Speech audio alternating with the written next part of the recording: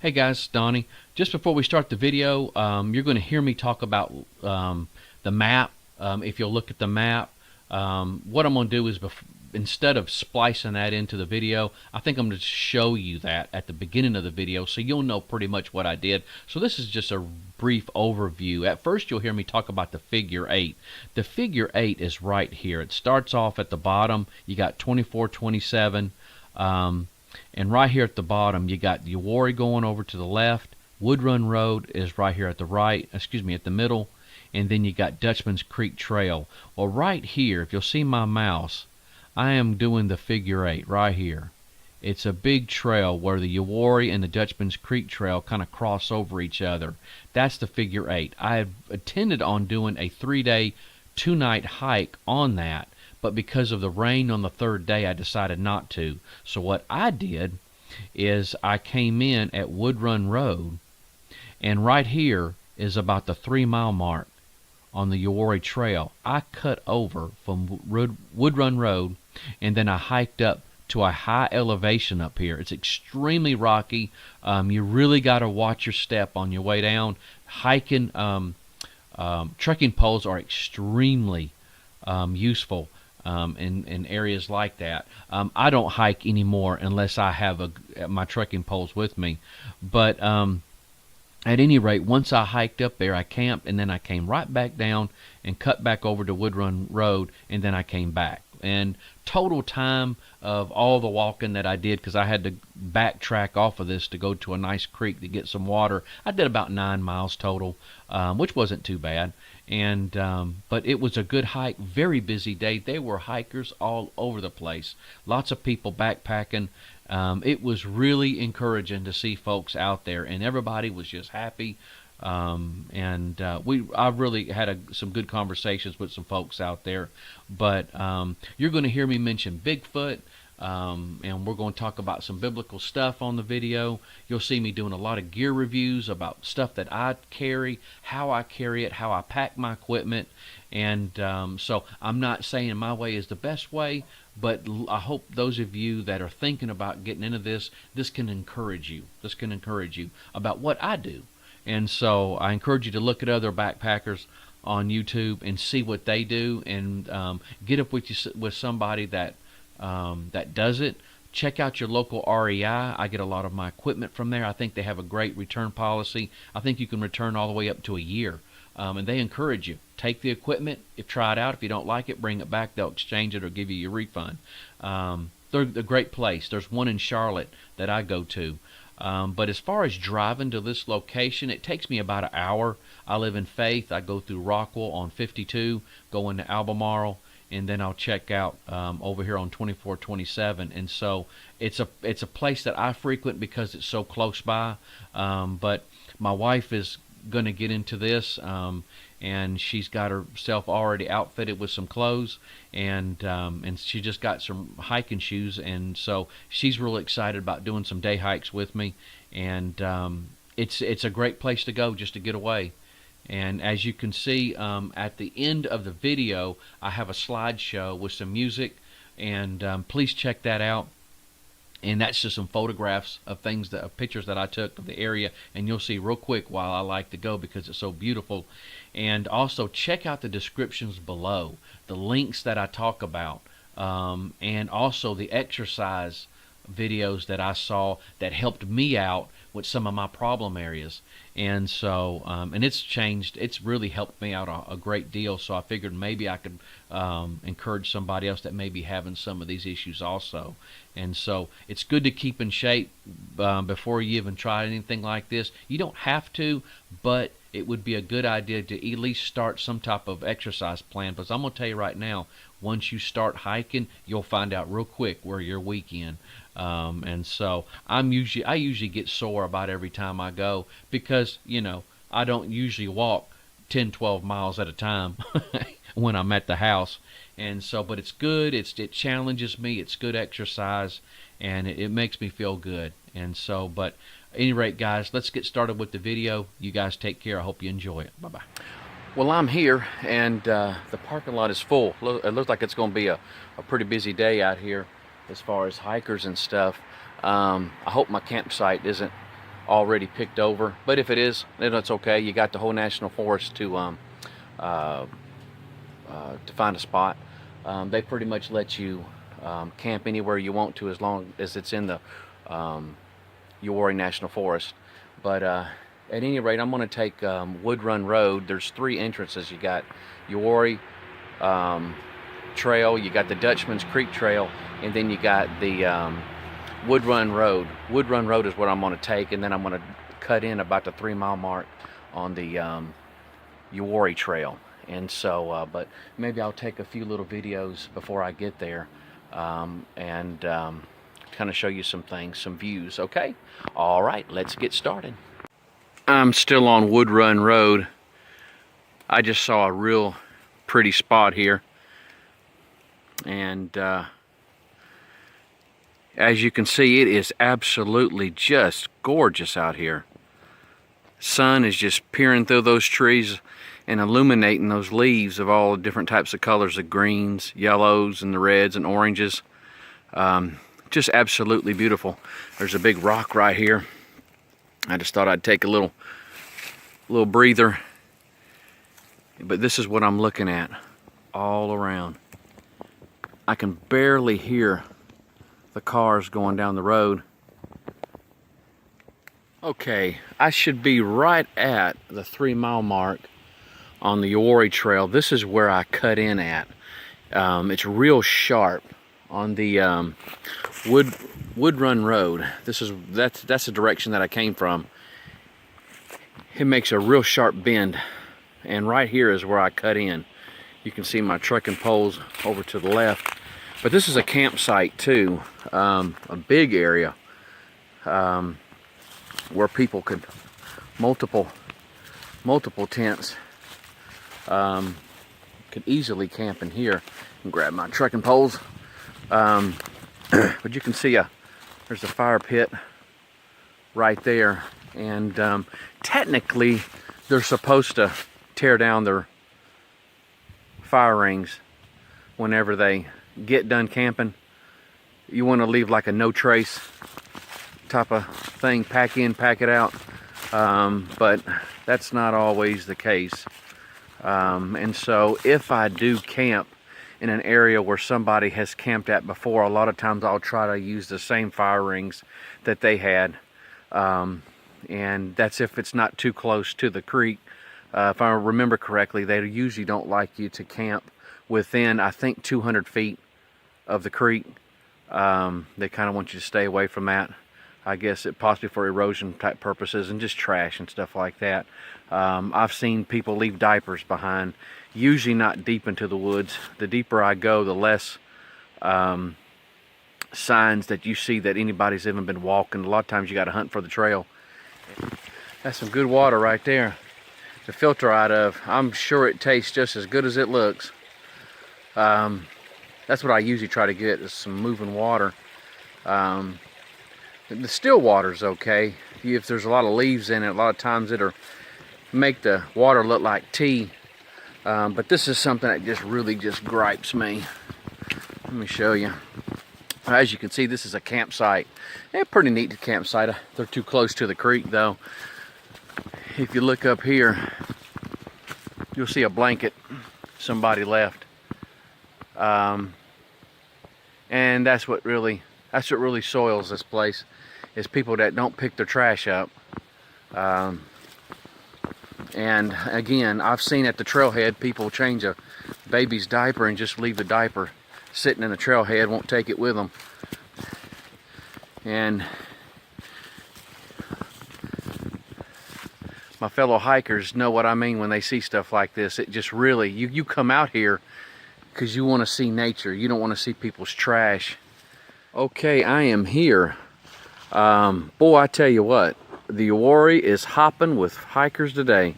I've met a lot of people. Got a chance to talk to a few, and but I am here. I am on a real high elevation. As soon as I got up here, my phone sounded like R2-D2. I started getting texts and emails, and it's really neat. That's one of the reasons why I like being up at this area, just in case if I have an emergency or something, I can get a signal. but this is what I'm looking at all around camp.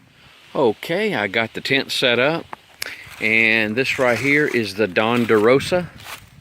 As you can see, I'm got it up. Now the openings here, when they come down, it makes a, basically that's what you call the fly. It has a nice little bit of room in there for it, but this is, it's a tight squeeze. As you can see, I do bring quite a bit, probably more than I should, but I like to be comfortable. This is my home away from home. And so I got my Marmot sleeping bag, down bag, very warm, several $100s. I think I got mine when it was on clearance. And so, very good bag. And then there's the, as you can see, there's the my backpack. And then I got a bear canister. That's something new. I do like it. It adds about another 2 pounds to my weight, but I like it because all my food is in one container, and I can use it as a stool also to sit on, and so that's nice, very nice. And but everything, all my food is in there that I need on this trip. And so, and then I got my stove right beside of it right here. And then this is a pillow, which pretty much just has extra clothes in it and a down jacket. The Marmot here, I'm wanting to say it's a Marmot Helium. I'm wanting to say 750 goose down. It may have more than that. I'm not really for sure. I've had it for a number of years now. And but the coldest temperatures I've been in is 23 degrees, and I was just as warm as ever. Now last year I got into some rain, ice, snow mixture. It was a miserable trip. It was absolutely just miserable. I took a chance. They were calling for a high percentage of rain, sleet, snow, but it was on the line of the Uwharrie, and so it wasn't doing anything that day. I figured it would probably just pass, and an hour into the hike it started raining, and it sleeted and it snowed a little bit. Then it went back to sleet and then rain, and it didn't get down into the 20s, but I tell you what, I was chilled just about the entire time, probably because I just wasn't moving around. I had to stay in the tent the whole time. But it just seemed like no matter what I did, I could not keep my feet warm. Okay, I've got my water here. That's a dromedary bag. It's 6 liters. I got quite a bit in there. I got way more than I need, but I'd rather have more than not enough because I had to walk a good little ways to come over here. In a nutshell, I use the Katydyn Hiker. One line comes out right there where that black middle is. There's a line that comes out. I put it in the bag, and then the other side goes right into the water. And as you can see, I found me some running water. That's usually what I like, because the water's usually clearer than if it's just standing like that over there. That's usually where I get it at when I come hiking over here. This creek is flowing pretty good because of all the rain we got, so I came over here while the water was running, but for the most part I pump it right out of there, and it goes right into the bag, and it tastes very good, extremely well, and I've never had any problems with it. And so but all right, let's go back to camp. Okay, camp is complete. I got my water hanging up. I'll have to bring that in tonight so it don't freeze. All right, I got my hammock out. This is a Eno sub 7 hammock. I got the burnt orange. At any rate, this is an extremely strong hammock to be so somewhat thin and lightweight. I usually take the hammocks with me when I'm day hiking. It is very nice. I highly advise all you day hikers, get you a hammock like this and stick it in your day pack. it's worth the extra weight, because when you rest, you really get a good rest when you can just sprawl out. It don't matter if the ground's wet. These straps here, I think I got the 9-foot straps. I got these at REI. Each of these straps holds 200 pounds. That's incredible. So each of the straps, so you're looking at 400 pounds in just the straps that they'll hold max. And but for the nut, in a nutshell, there's some YouTube videos that shows you how to put these things together. I'm not going to bore you with how this thing goes. It's extremely fast, extremely easy, and as long as you can get those straps around something, you can use it. I don't care if it's a rock, multiple trees, as long as it's something good and solid. If it will go around it, you can put part of your strap on one side and another strap on the other side. And I've seen pictures of people that had theirs around rocks, and was using the hammock. But this thing is absolutely just fantastic. I sat in it just a little bit before I made this video, and my legs feel fantastic now. And I'm talking about just a few minutes, just to kind of get the blood, back circulating again throughout the body. I've been doing a lot of walking here, getting camp chores done and water and stuff like that. But like I said, I got the 9-foot. I wanted to make sure that I had the length I needed, and so I think it goes longer than that. It may be 12 feet, but I got the longest that I could get, that REI had. I don't know why I'm thinking this may be a 12-footer. This may be 12-foot straps. I haven't measured it. I'm not sure.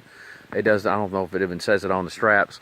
But I wanted to make sure wherever I was at, I could get 2 trees. And as you can see, these trees are a long ways from each other. And but like I said, you got to be careful getting in and out of it. You can flip over, and you can also sit in it like a chair. That's what I like about it too. I'm thinking about getting me something hot to drink here in just a minute, and I'm going to sit in it and face this way. This is my MSR reactor stove. Everything is packed in this thing, and so that's the reason I love it. I've had it for years, and it's just as brand new looking as the day I bought it.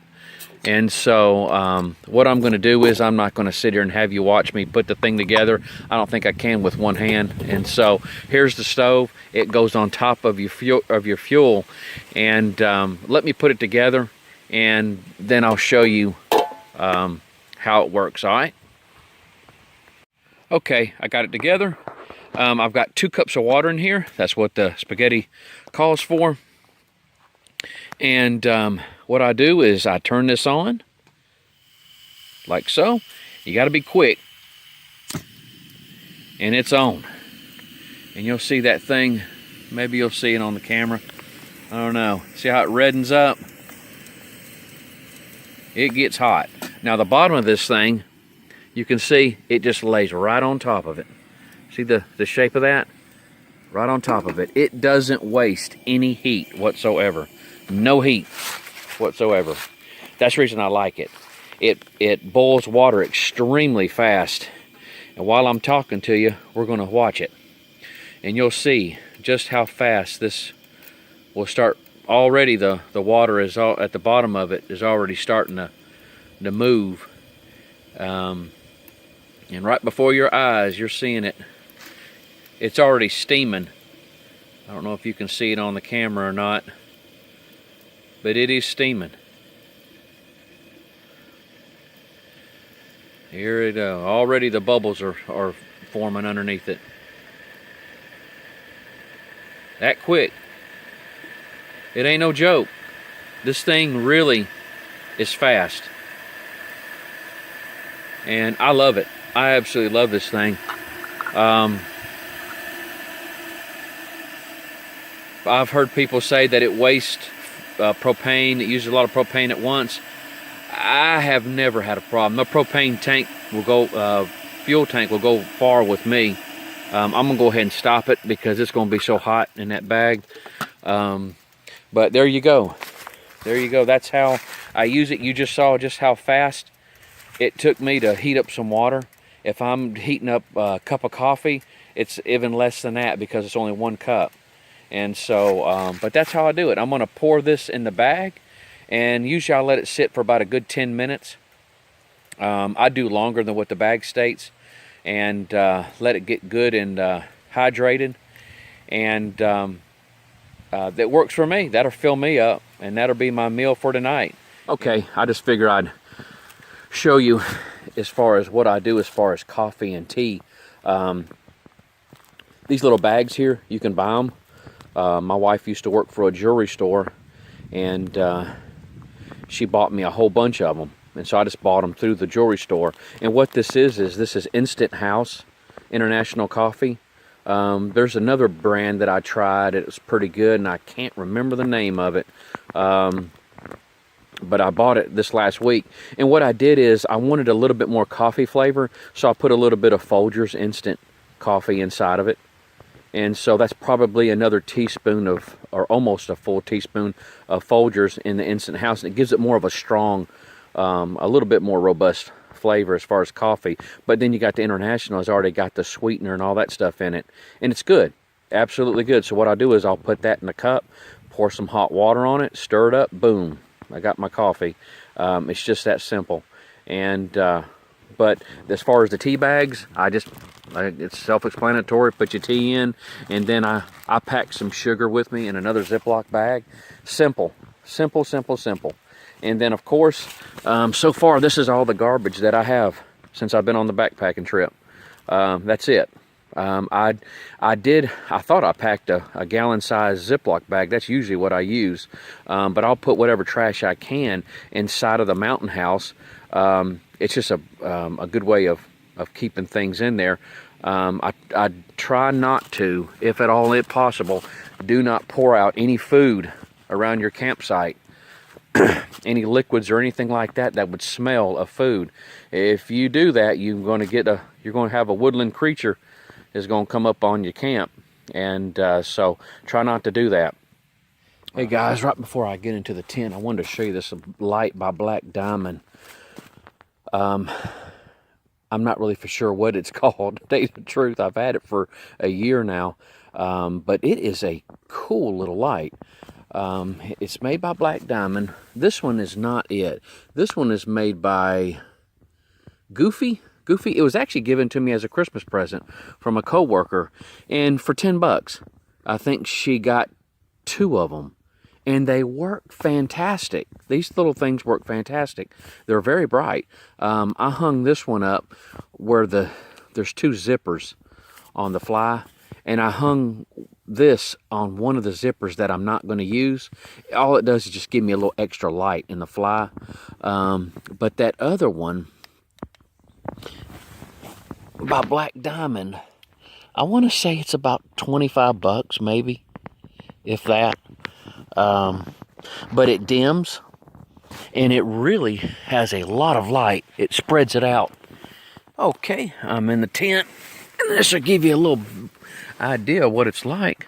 I got the screen off right now. I unzipped it, but there's that little Goofy little light. I think she got it on Amazon or something like that. Those little things are cool. They're lightweight. I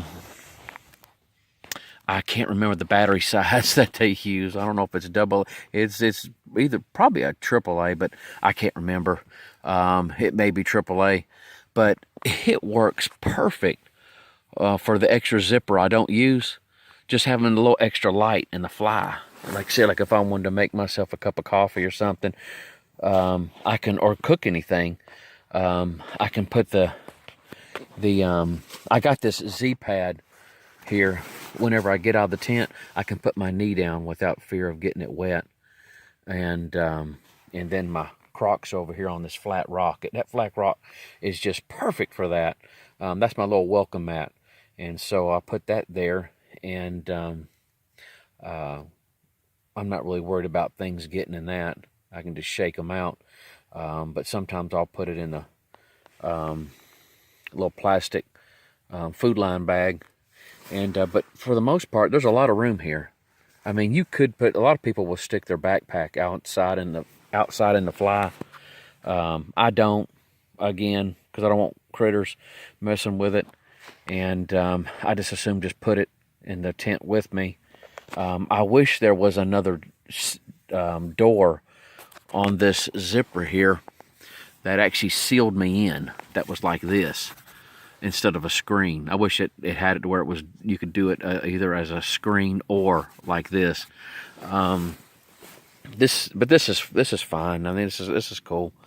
But with the black diamond light in the center there, I got plenty of light inside of here, and I've got a few extra batteries if they was to ever die out. It seems like back when I was up here, when it was raining and sleet and stuff, I had a light on just about the entire night, and it lasted all night long, and the batteries never went dead. So it's a slow drain on it. But okay, well, so this is pretty much inside the house, inside the Don DeRosa, and pretty much you just got enough. It's enough room for one person. That's the reason they call it solo.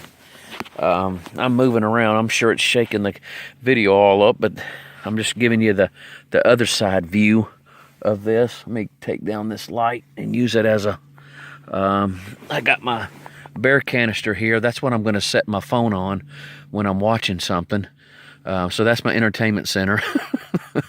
This is my entertainment center, and then there's the stove over there, and the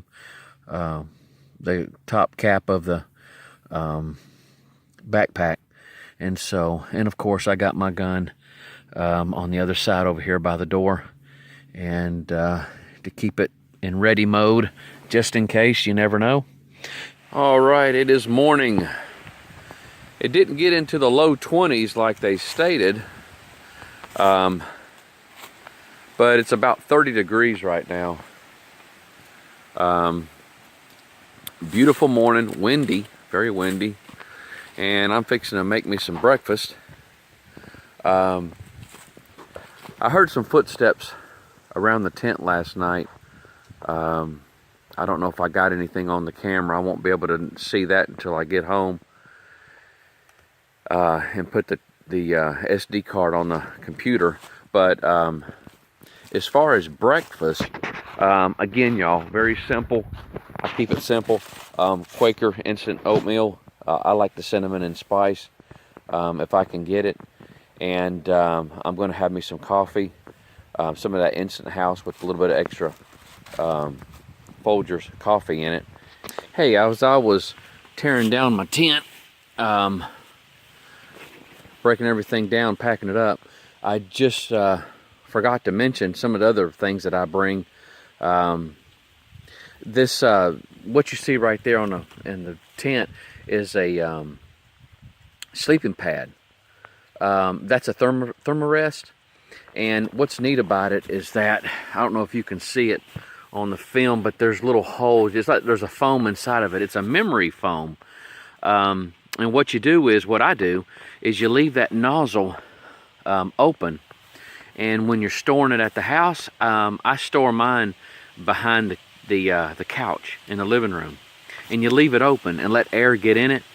And then when you want to pack it up, you just, what I do is I fold mine in half. I just take that in and fold it over here. I take that in and fold it on this side, and then I start on the very bottom and I start rolling it up nice and tight, and it will go inside this bag here. And then that gets put either inside the pack or on the bottom of the pack. And right before after I'm done rolling it up, I close that valve. And so when I get to camp and I open it up, it fills up automatically. It's like a self-inflating sleeping pad.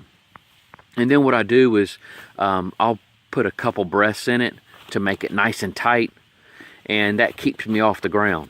And so this is a really good thing. This is the least thing that I like packing up, because I have to go through that to roll it up and stuff. And then this little device here is a Sea to Summit pillow. Sea to Summit pillow, and I need to wash it. Sea to Summit. See the Summit pillow. And I actually used it last night. Sometime I'll use my bag that I put extra clothes in. I tried it last night. It didn't work too good. But this is a real neat device here. It's kind of expensive, but it's worth it. It's worth it because it packs up light and tight. Pretty much you got two different valves here. You got this one here, this top one here is the one that you blow in, and 3 big breaths. I had this thing blown up. You blow it up there, and when it's time to let it out, you take the other one. The other one lets all the air out. Just like that. You let it all out, and then it packs up in this little teeny tiny bag here. See how tiny that is? It packs in there real easy. And so, at any rate, that's what I use also. And,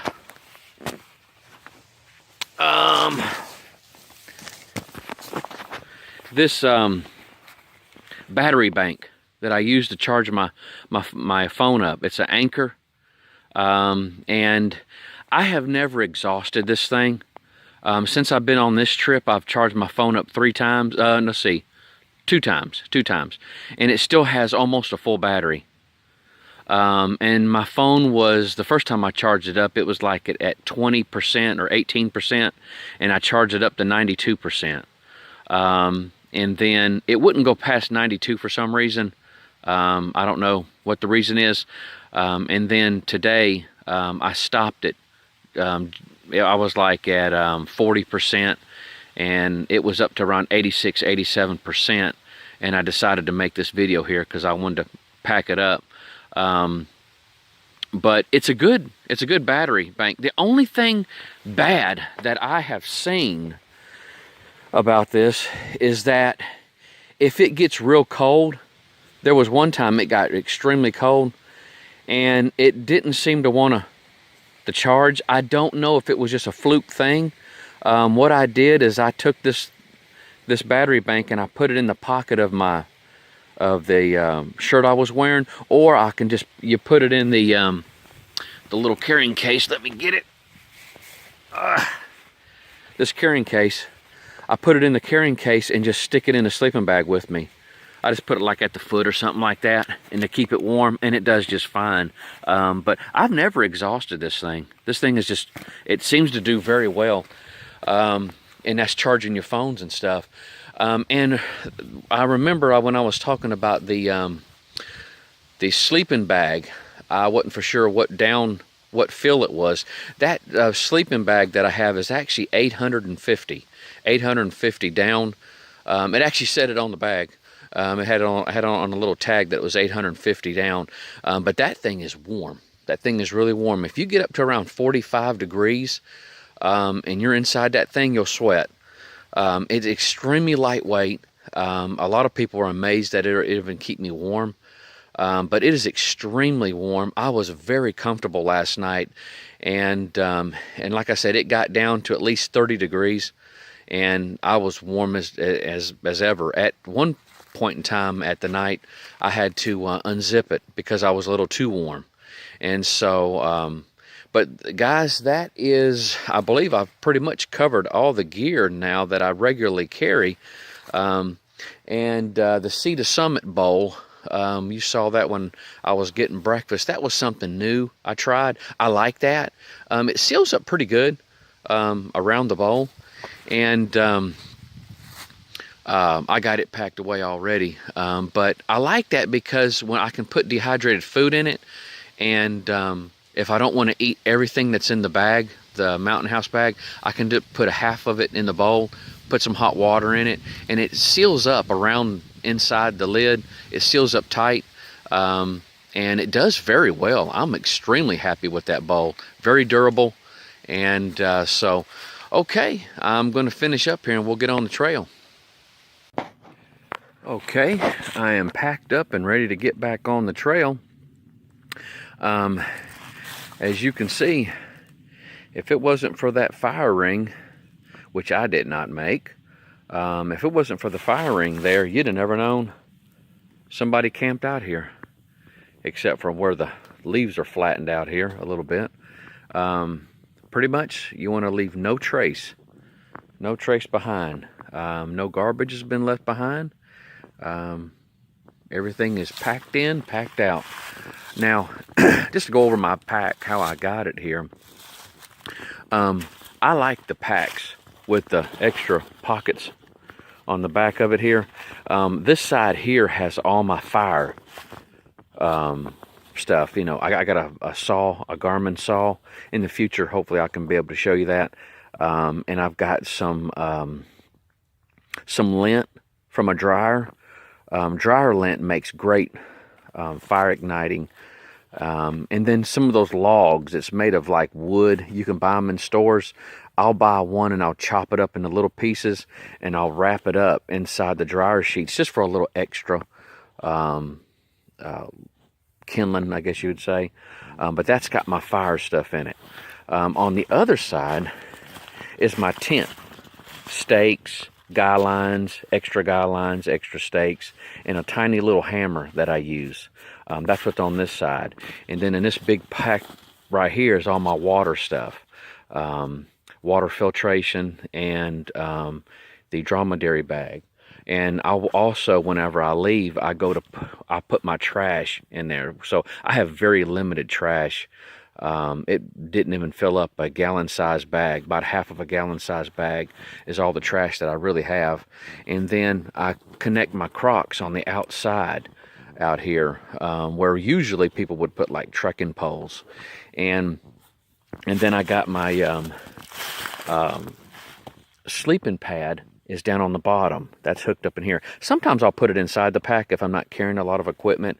I won't roll it up. I'll fold it in halves and then I'll lay it on the very bottom. And then inside the bag, I've got my extra clothes, and then it goes sleeping, like sleeping bag, and then a blanket that I usually put on the bottom of the tent. Sometimes I bring it, sometimes I don't. Usually I do. A little extra insulation, cushion in the tent. And then I got my food. Your heaviest items you want in the middle of the bag towards your body.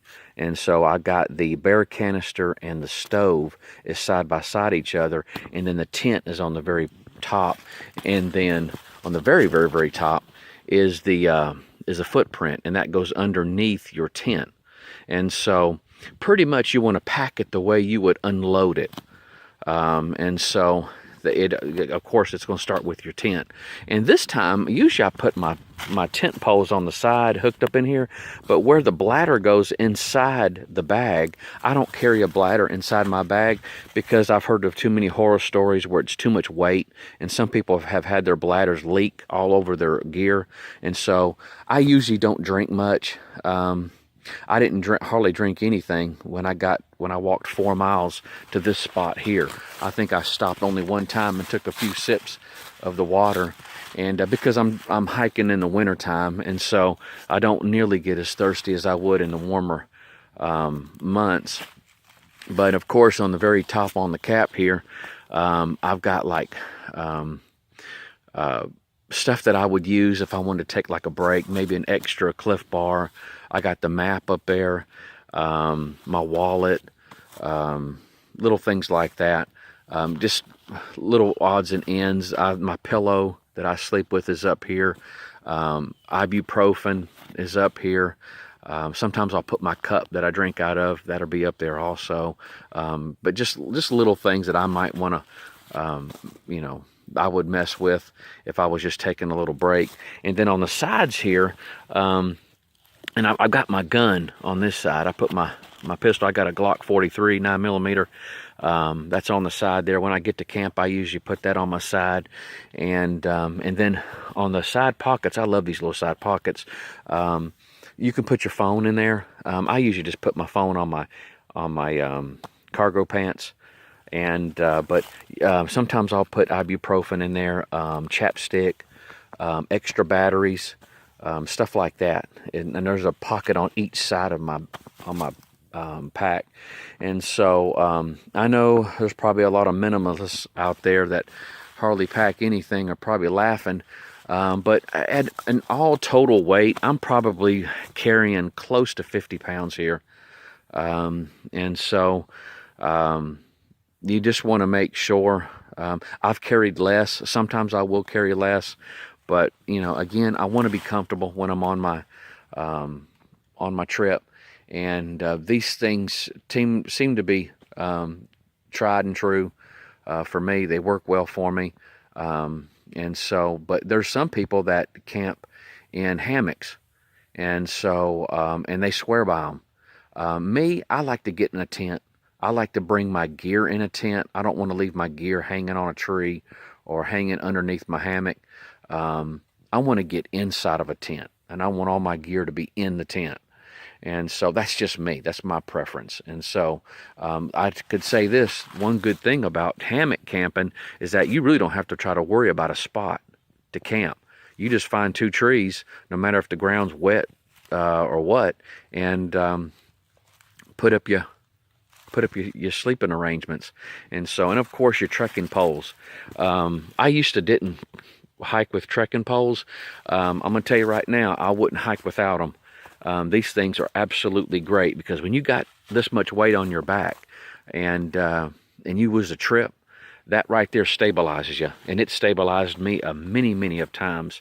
And so trekking poles are good. They're like having an extra couple legs, and once you learn how to use them, they can be an outstanding tool, and they may just save your life. And they can also be used as a weapon if you have something run up on you. And so I haven't had that happen. The only thing I've had happen is friendly dogs will run up on me, and so that's never a problem. But again, that goes in the tent with me. I usually just lay it right beside of me. And those you can make them longer or shorter. Usually when I put them up at the house, I'll just shorten it up and just hang it. There's a cork board that I keep all my gear inside the house, and I put it there. And of course you got all your little gadgets, and when it comes to your backpack, make it your own. Decorate that thing up. I've got some patches that I'm wanting my wife to sew on mine. And so out here you can see my little T-Rex, and it looks like the battery may be going dead on it, but that's a little light. And then I got my compass and the temperature gauge, a little thermometer. All that's on here, but you decorate it the way you want. My daughter made me these little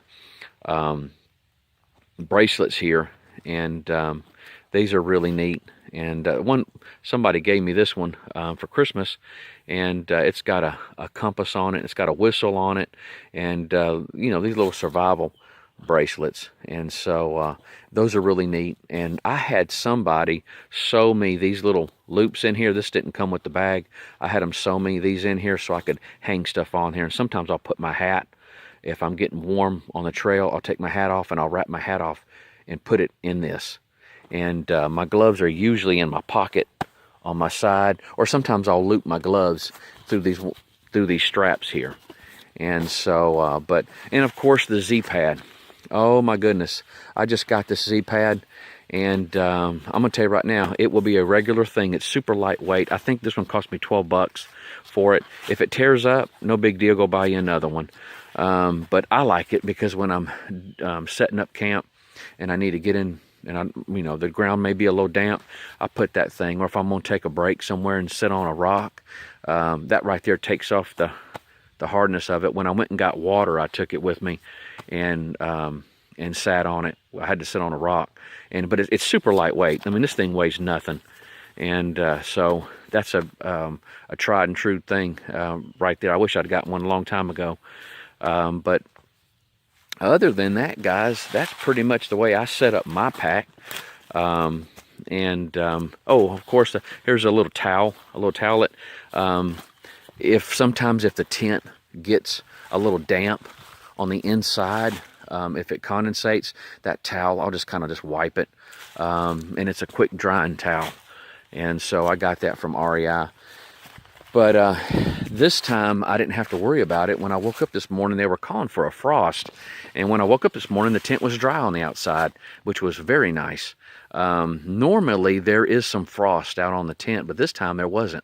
The tent was dry. All I got to do is just take it home and pretty much just hang it up. And I got very minimal amount of cleaning to do, and so that's always nice. But the only bad thing about this trip is my shoes. I got these shoes, brand new shoes, and the arches in them are too high. And so when I tried them on, they felt pretty decent, but the only way to really test out some shoes is to really walk some distances with them. And this was the first time that I really took a distance walk in these shoes, but the arches are too high. I was afraid they were going to rub blisters in my arches, and my arches are sore right now, but I just had to end up taking the insoles out. I just took the insoles completely out, and that has lowered the arches a little bit. But the only bad thing is I have no padding in these shoes now, and I got 4 miles to walk with about 50 pounds on my back in rock terrain. A portion of it will be in rocks and uneven terrain, so I'm just going to have to take my time. But it just comes with the territory whenever you do stuff like this. Sometimes your gear is tested when you're actually taking it out, and so, but no big deal. I'll just go get me some new shoes. I've got me some shoes at the house that I wish now I would have worn them. And but there are other hiking shoes that I wear, and they are broken very nice. It's just that the soles are starting to get a little thin, and that's the reason why I bought me some new shoes. And so, but I don't get the cheap stuff. I go for the expensive stuff. If I'm going to buy something, it's sometimes you get what you pay for when it comes to some of this stuff. And so when I'm on the treadmill at the house, I've got running shoes that are specifically designed for running, and I just use them only on the treadmill, and they've lasted me for years. And so, but guys, I'm going to get on the trail, and we're going to go ahead and make it back. It's almost, it's pushing 11 o'clock right now, so I got about a 2-hour ride, 2-hour walk back, but it's going to be pretty. It's gorgeous. It's almost hard to believe it's going to rain tomorrow. So let's head on back.